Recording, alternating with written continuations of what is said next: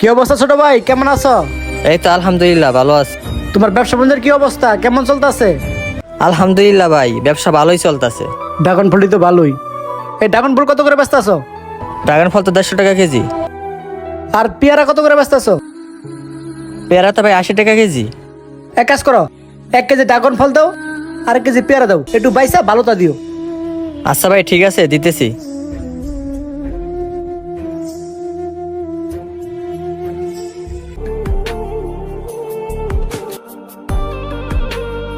ভাই তাহলে আপনার দিনকাল ভালোই চলতেছে।